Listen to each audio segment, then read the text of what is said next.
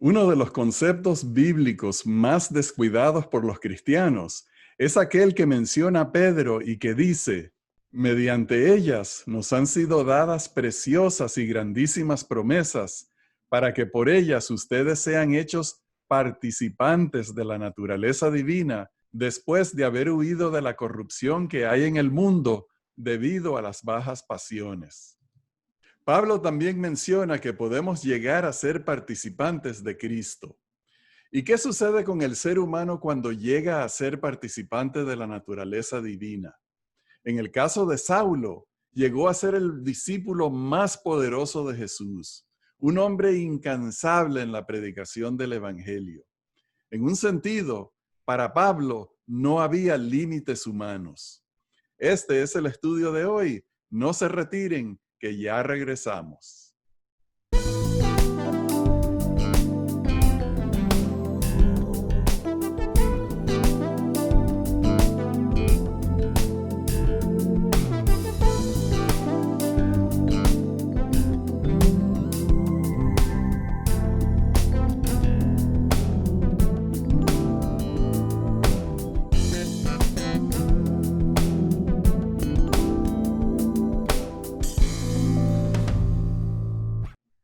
Hola, apreciados hermanos, bienvenidos a Perspectiva Bíblica. Y Johnny recibe un saludo cordial. Hoy tenemos la lección que se titula Posibilidades ilimitadas. ¡Wow! Esta es una lección con un título poderoso y muy particular. Tenemos preguntas serias que hacer con respecto a ese título, ¿verdad? Así es. Vamos a comenzar con la oración. Querido Padre Celestial, estamos agradecidos por la oportunidad de apartarnos de nuestras labores para dedicar un tiempo a ti, para conversar sobre el Evangelio, y por eso te pedimos la bendición de tu Espíritu Santo. Nosotros somos nada sin la bendición del Espíritu Santo, sin nuestra conexión a ti y al Señor Jesús. Danos tu Espíritu Santo, abre nuestras mentes y nuestros corazones para tener comunión contigo. Lo rogamos en el nombre de Jesús. Amén. Amén. Rafael, nosotros debemos comenzar tal vez definiendo las palabras. ¿Qué te parece? Muy bien, vamos a comenzar con la definición de posibilidades. Primera definición, aptitud, potencia u ocasión para hacer o existir algo. Segunda definición es aptitud o facultad para hacer o no hacer algo. Y la tercera definición se refiere a medios disponibles, hacienda propia.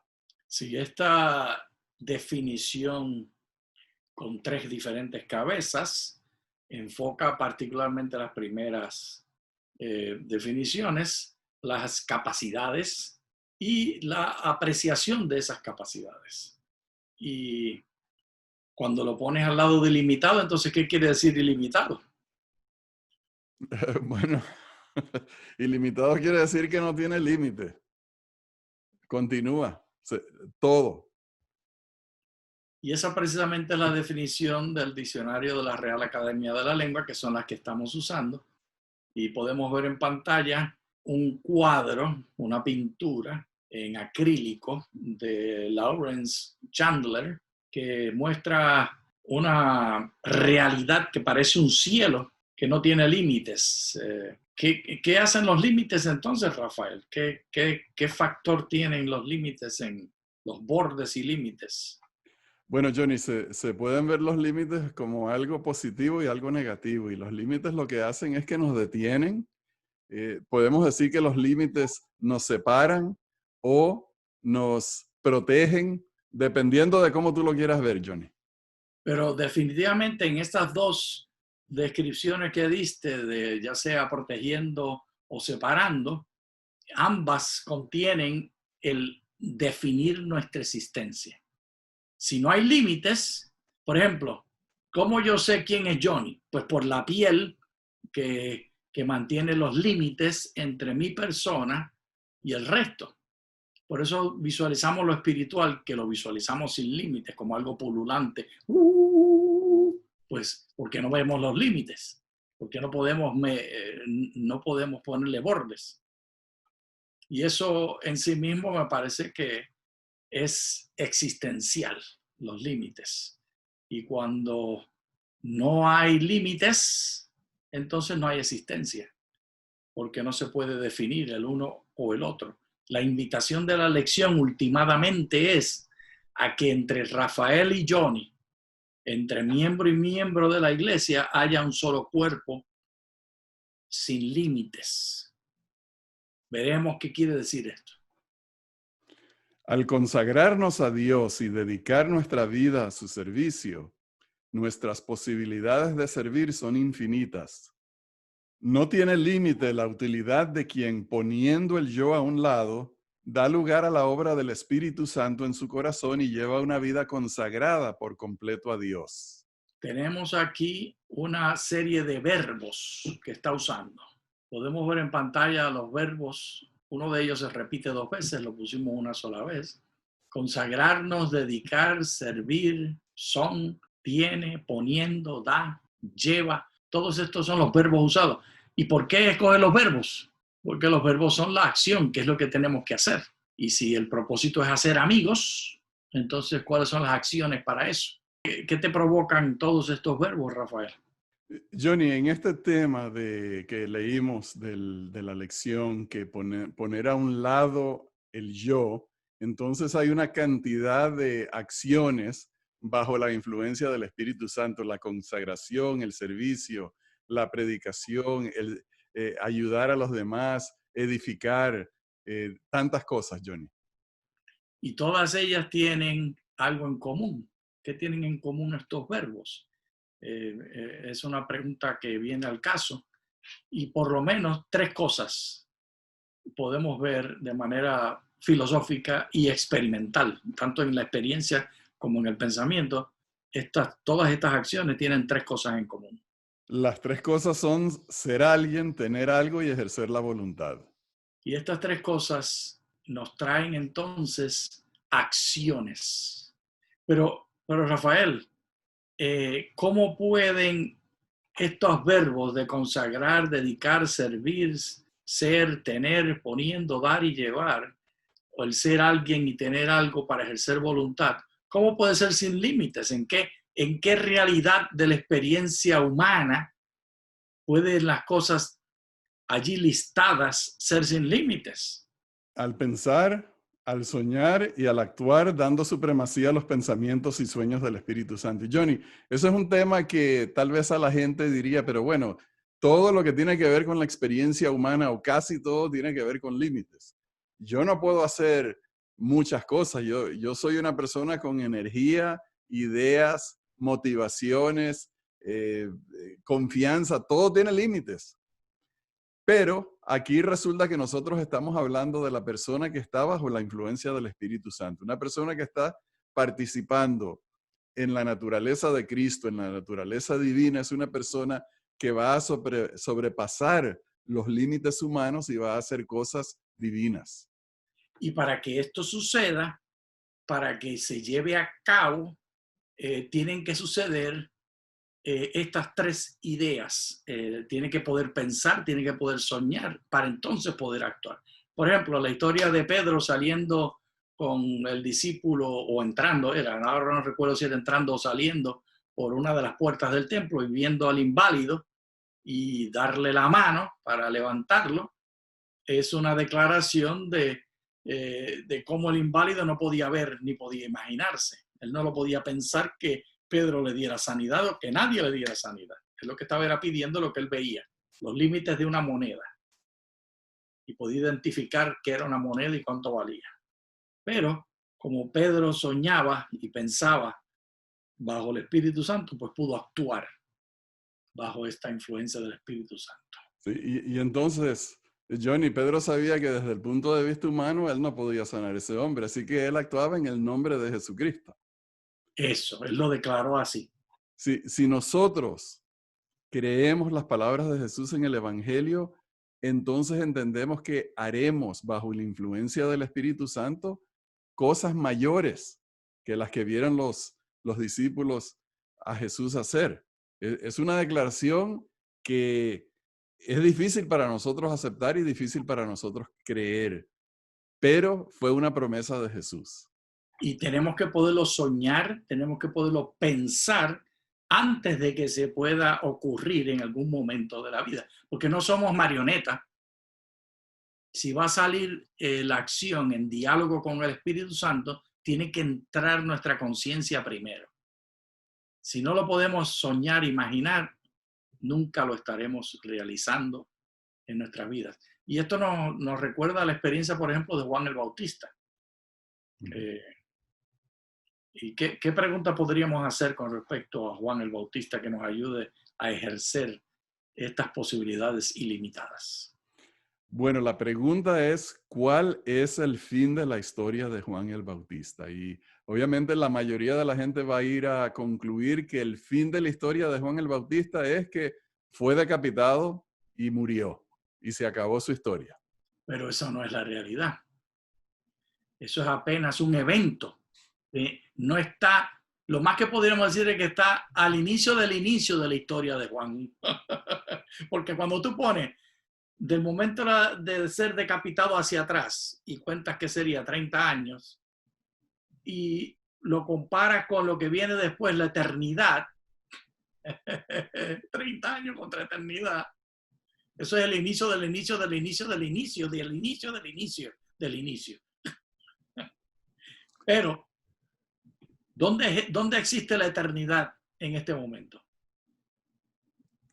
No sé cómo contestarte eso. ¿Tú dices en la mente de Dios o...? En la mente de nosotros tenemos que poderlo soñar. Tenemos que poder, o sea, este mundo está dividido, por lo menos, está dividido de muchas maneras. Y todos estamos de maneras múltiples. Pero por lo menos en dos grupos de personas. Los que podemos vivir diariamente pensando, todo esto que yo veo aquí no define la realidad. Aquí hay ángeles, aquí está el Espíritu de Dios, aquí está Satanás, que es pequeñito porque Dios tiene más poder. Y Juan estaba entre esos. Él no veía los límites de las paredes de la cárcel, aunque se deprimía y sabía que los límites estaban allí. Pero él definía su vida en base a la eternidad, que solamente puede existir en el contexto nuestro. No es una doctrina en la Biblia, tiene que ser una actitud en nuestra mente. ¿O estoy equivocado? Johnny, pero eso que tú dices en la experiencia de cada ser humano, eso es una realidad imperfecta.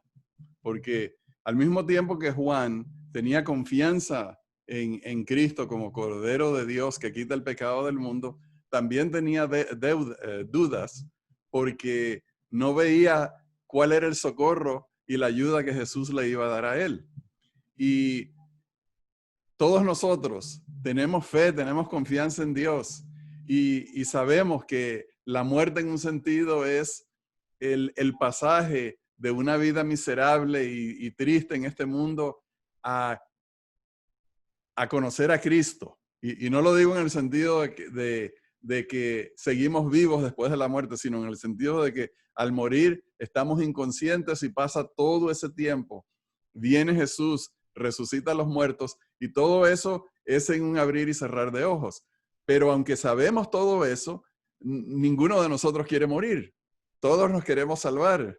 Y tenemos una fe como imperfecta, una fe que es como la fe de Pedro, que le pidió a Jesús caminar sobre el agua y caminó sobre el agua, pero su fe falló y se empezó a hundir. Correcto, Rafael. Y lo que tú acabas de decir tan apropiada y correctamente, definiéndolo muy específico, con respecto a doctrinas, y tú acabas, yo te escucho decir la diferencia que hay entre conocer las doctrinas y poder sentir las realidades eternas. ¿Ese es un resumen apropiado de lo que dijiste o no? Sí, se puede decir así. ¿O de qué otra manera podríamos decirlo? ¿Cómo tú preferirías? Yo lo que digo es que tenemos imperfección, que Señor, ayúdame a creer. Creo, pero ayúdame a creer. Perfecto. ¿Y cómo nos ayuda Dios a creer? Ahí es que viene entonces el diálogo de Primera de Corintios, el capítulo 12, que vamos a examinar pedacito a pedacito. Comencemos con los versos del 4 al 6. Ahora bien, hay diversidad de dones, pero el Espíritu es el mismo. Hay también diversidad de ministerios, pero el Señor es el mismo. También hay diversidad de actividades, pero el mismo Dios es el que realiza todas las cosas en todos. Allí tenemos una contraposición entre tres diversidades, y en pantalla vemos ahora diversidad de dones, de ministerios, de actividades, en contra de una constancia, que es el mismo Dios el que realiza todas las cosas en todos. Entonces esto nos lleva a una pregunta. ¿La diversidad existe en Dios o fuera de Dios? ¿Es la diversidad una excusa, un problema, algo que ocurrió después del pecado, o es diseño de Dios y define a Dios? Johnny, esa pregunta la vemos contestada en todas partes. Pero Rafael, donde nosotros no la contestamos continuamente es en nuestra relación en la iglesia, porque queremos que todos seamos iguales, que todos lo veamos igual, que todos lo experimentemos igual, que todos sintamos igual, que todos nos guste la misma música. Y lo que no es como lo mío, que no es la norma y es pecado. Pero vemos en pantalla y leemos el verso 7, pero a cada cual le es dada la manifestación del Espíritu para provecho mutuo. Notemos que el Espíritu no viene para hacer que todos seamos iguales. El Espíritu no viene para que todos creamos exactamente de la misma manera en Cristo Jesús y sintamos exactamente lo mismo por la única música correcta. El Espíritu viene para que estemos en mutuo provecho en medio de esa diversidad. Y si no queda claro, sigamos leyendo entonces ahora los versos 12 y 13. Porque de la manera que el cuerpo es uno solo y tiene muchos miembros, y que todos los miembros del cuerpo, aunque son muchos, son un solo cuerpo, así también es Cristo. Porque por un solo espíritu fuimos bautizados todos en un solo cuerpo, tanto judíos como griegos, tanto esclavos como libres, y a todos se nos dio a beber de un solo espíritu, pues el cuerpo no consiste de un solo miembro, sino de muchos. Si tenemos un cuerpo que tiene muchos miembros, pero es un solo cuerpo, ¿qué estamos enfatizando? Porque aquí hay una contradicción. El cuerpo tiene muchos miembros, pero es un solo cuerpo. ¿Quiere esto decir que todos tenemos que actuar de la misma manera, sentir de la misma manera? El apóstol Pablo empieza a traducir lo que quiere decir esto de los diferentes miembros, traduciéndolo de manera étnica. Hay judíos y hay griegos, que eran los dos grupos que estaban en más conflicto en sus días. Y luego habla de que hay esclavos y libres. Y me imagino que eso era un conflicto grande también, Rafael. Porque imagínate que tú eres un esclavo y estás yendo a la iglesia, participando con tu amo, y los dos son cristianos. Y tú estás leyendo del evangelio de libertad y de tantas historias de Moisés, redarguyendo al mundo y dándoles libertad y sacándolos de la esclavitud. Pero tú eres esclavo aquí ahora. Tiene que haber conflicto en la iglesia, teniendo un esclavo y un amo en la misma creencia. Y el apóstol enfatiza que la solución no es que todos seamos judíos o que todos seamos griegos, sino que la solución es otra. Y la descubrimos más adelante al seguir leyendo el capítulo 12. En el verso 15 nos da otro pedacito de información. Ok, Johnny, pero estoy pensando en lo siguiente. Es cierto que en ese cuerpo hay una diversidad de partes del cuerpo. Y ahorita vamos a empezar a leer de eso, sobre ese tema. También es cierto que se nos dice que debemos tener el mismo sentir que hubo en Cristo Jesús. Pero eso no quiere decir tampoco que debemos todos pensar de la misma manera. Es imposible que todos pensemos de la misma manera porque todos tenemos experiencias diferentes, pero que todos sí debemos estar mirando hacia la misma dirección espiritual que es Cristo. Él es el eje de la rueda. Todos estamos en posiciones diferentes. Tú eres puertorriqueño, yo soy venezolano. Aquí los dos estamos realmente como norteamericanos ya y no tanto como de otro país, porque este país nos ha cambiado, nos ha transformado, pero nosotros dos estamos mirando hacia la misma fuente de inspiración espiritual. Seguimos al mismo maestro. Y entonces debemos tomar en cuenta que aunque somos diferentes, nuestra mirada es hacia Jesús. Estamos viendo un solo Jesús, pero no lo estamos viendo igual. Y, No podemos. esto lo explica el verso 15, sigue desdoblando esta tensión que es realidad en esa escritura de Pablo en 1 Corintios 12. Si el pie dijera, porque no soy mano, no soy parte del cuerpo, ¿por eso no sería parte del cuerpo? Lamentablemente esto lo hacemos los seres humanos. Queremos que el pie sea mano y queremos que todos podamos entender de la misma manera. La explicación sigue. Y si la oreja dijera, porque no soy ojo, no soy parte del cuerpo, por eso no sería parte del cuerpo, ¿tiene derecho el ojo a excluirse o a ser excluido? ¿Cambiaría la exclusión la visión de Dios?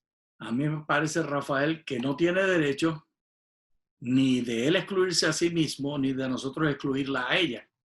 Y tampoco podemos imaginarnos que en uniformidad tenemos la visión correcta de Dios, sino que esta visión de Dios siempre será en diversidad, porque fue Dios el que hizo ojo. ¿Acaso no pudo Dios hacernos unicelulares? ¿Por qué no? Unicelulares. ¿Sí? Gracias a Dios no nos hizo así, nos hizo mucho más complejos. Pero podemos ser unicelulares. Él podría haber hecho un ser unicelular que la misma célula se transformara en boca y que la misma membrana es el oído. Si nosotros lo podemos imaginar, Dios lo pudo haber hecho. Porque hay seres unicelulares que están escuchando y que están interactuando con el ambiente. Amebas y demás. Dios pudo haberlo soñado así, pero nos soñó en diversidad. ¿Leemos más, Rafael?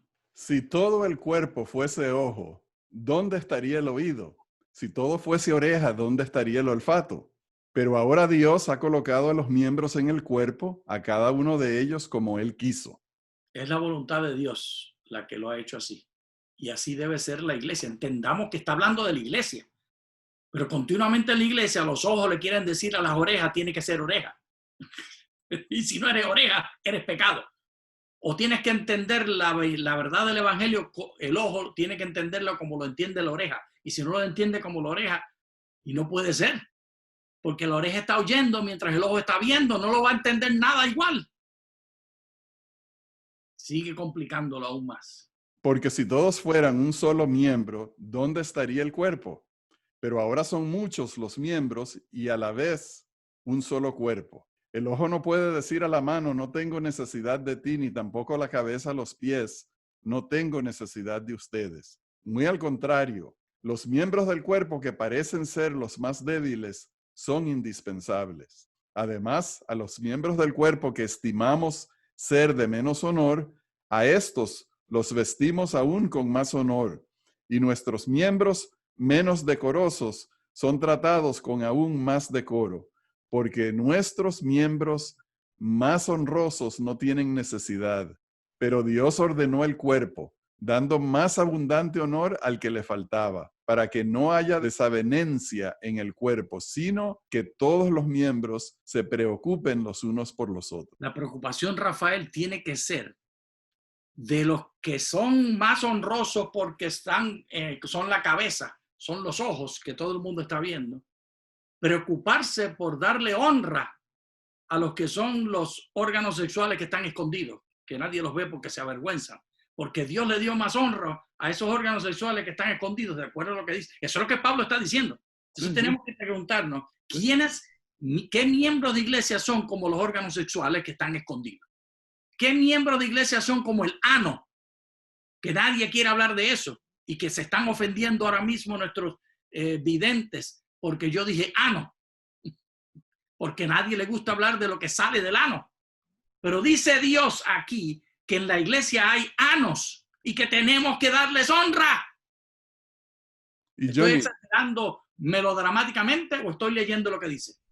bueno, Johnny, y precisamente yo creo que un ejemplo de eso es lo que se ve en diferentes partes del mundo donde el cristianismo, precisamente basado en enseñanzas como estas y otros muchos pasajes de las enseñanzas de Jesús, le han traído honra a las personas que son desechables, las personas que son despreciables, desestimables en diferentes sociedades, y le hemos traído el evangelio, y con la educación del evangelio hemos levantado, hemos dado dignidad, hemos dado educación a estas personas. Inclusive en el país de la India ha habido mucha persecución en contra de los cristianos extranjeros precisamente porque le están cambiando la cultura al sistema de castas de ese país.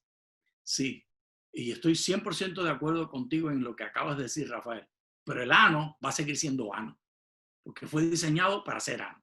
Y aquí no estoy refiriéndome a una casta, sino me estoy refiriendo a características que no cambian, que no pueden cambiar. Y la lista de qué es lo que es una característica que no cambia y de una característica que sí puede cambiar, es algo que a la iglesia no le gusta hablar. Y prefiere decir que todos tenemos que ser iguales en la parte externa. Pero precisamente eso es lo que Pablo está diciendo, que todos vamos a seguir siendo órganos diferentes.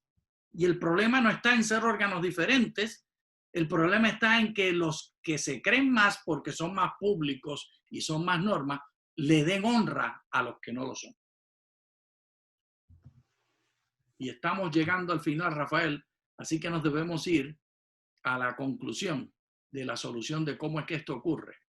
Leamos 1 Corintios 13 del 8 al 13 rapidito. El amor nunca deja de ser, pero las profecías se acabarán, cesarán las lenguas y se acabará el conocimiento. Porque conocemos solo en parte y en parte profetizamos, pero cuando venga lo que es perfecto, entonces lo que es en parte será abolido. Cuando yo era niño, hablaba como niño, pensaba como niño, razonaba como niño. Pero cuando llegué a ser hombre, dejé lo que era de niño. Ahora vemos oscuramente por medio de un espejo, pero entonces veremos cara a cara. Ahora conozco en parte, pero entonces conoceré plenamente así como fui conocido. Esto quiere decir que vemos, pero veremos. Conozco, pero conoceremos. Y no podemos pretender como iglesia que ya conocemos y que ya tenemos las definiciones y que ya podemos excluir. Por eso no nos toca sacar la cizaña. Y ahora permanecen la fe, la esperanza y el amor, estos tres, pero el mayor de ellos es el amor. No todo conocimiento es de igual valor. El conocimiento más importante es el amar. No todo conocimiento de los miembros de la iglesia es de igual valor. El saber las 28 doctrinas de memoria y citar todos los versos no es lo más importante. Lo más importante es darle honra al ano, a aquellos que nosotros vemos por definición, por lo que son, no porque podemos cambiarlos con conversión y podemos cambiarlos con ayudarlos a cambiar su forma de ser. No, porque los crearon así. Si le podemos dar honra, estamos amando. Y esa es la única manera de posibilidades ilimitadas. Cuando decidamos que el amor quita todos los límites y ayuda a que le demos honra a los que no merecen honra por ser quienes son. Bien, y con este pensamiento, apreciados hermanos, llegamos ya al fin de nuestro estudio. Les agradecemos por habernos acompañado y les deseamos muchas bendiciones de Dios. Muchas gracias.